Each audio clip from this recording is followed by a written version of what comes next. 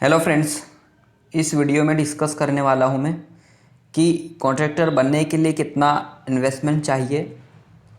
अगर आप ठेकेदार बनना चाहते हैं तो आपको पता होना चाहिए कि कितने पैसे अपने पास होना चाहिए कि आप आगे जाकर कॉन्ट्रैक्टर बन सकते हैं। तो फुल डिटेल्स बताने वाला हूँ कि आपको क्या क्या चाहिए, क्या क्या मशीनरी होने चाहिए आपके पास और इन्वेस्टमेंट कितना करना पड़ेगा मिनिमम। ठीक है, तो ये सारा डिस्कस करने वाला हूँ। इससे पहले दोस्तों एक रिक्वेस्ट करना चाहूँगा, अगर आप नए हैं तो चैनल को सब्सक्राइब कर दो। जो नीचे लाल बटन दिखाई दे रहा है उसको दबा दीजिए, क्योंकि इससे दबाने से क्या है, आपके पास वीडियो सबसे पहले मिल जाएगी। ठीक है, तो स्टार्ट करते हैं। सबसे पहले बात आती है इन्वेस्टमेंट पे कि पैसे कितने लगेंगे।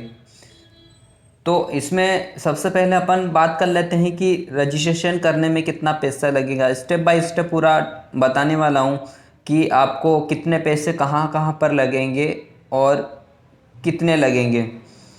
तो यहाँ पर सबसे पहली बात आती है कि आपके पास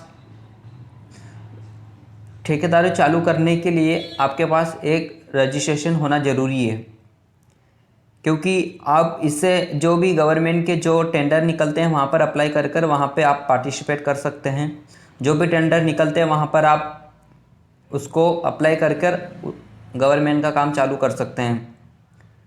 तो ये रजिस्ट्रेशन बहुत ज़रूरी है। अब वहाँ पर बात आती है कि पैसे कितने लगेंगे। वहाँ पर पैसे होते हैं जो सिक्योरिटी डिपॉजिट बोलते हैं, तो वो लगते हैं 25,000 रुपये। ठीक है, अब ये नॉन रिटर्नेबल होता है, जो वापस नहीं होता है।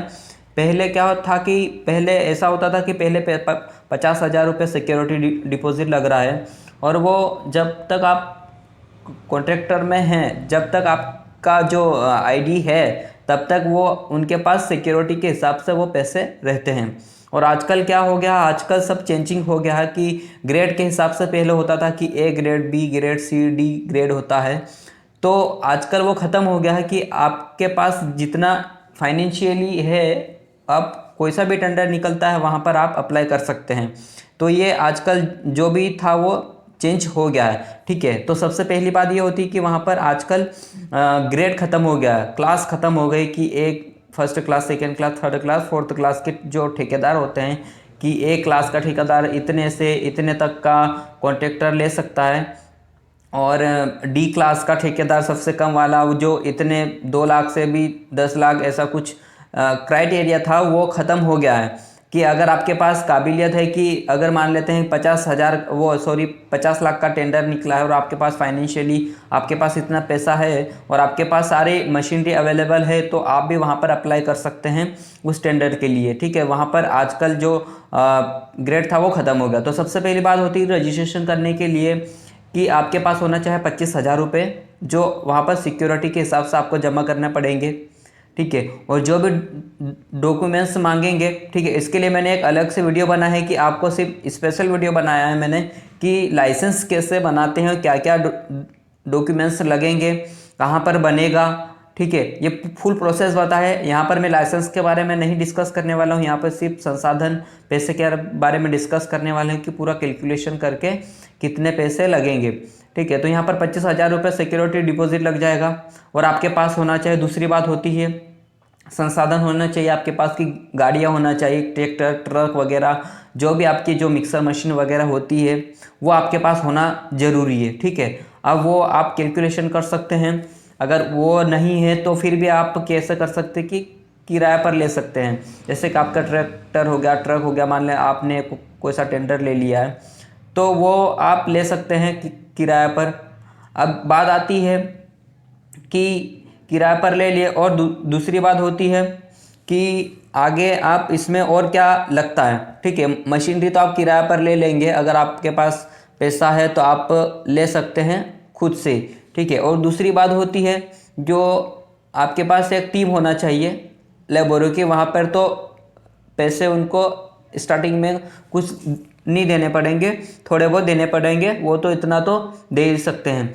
ठीक है, और दूसरी बात आती है कि आप काम कहाँ पर ले, और दूसरी बात होती है कि काम कैसे ले।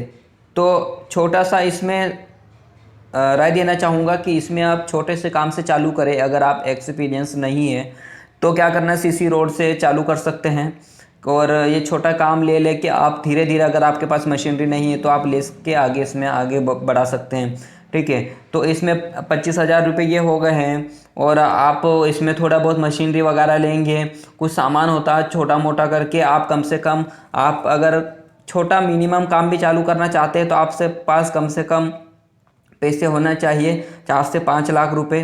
ठीक है, क्योंकि इतना तो होना ज़रूरी होता है, क्योंकि हर रोज़ पैसा लगता है बाद में। क्योंकि जैसे टेंडर अपन को मिल गया तो वहाँ पर भी फटाक से आपको पैसे नहीं मिलेंगे रनिंग के भी।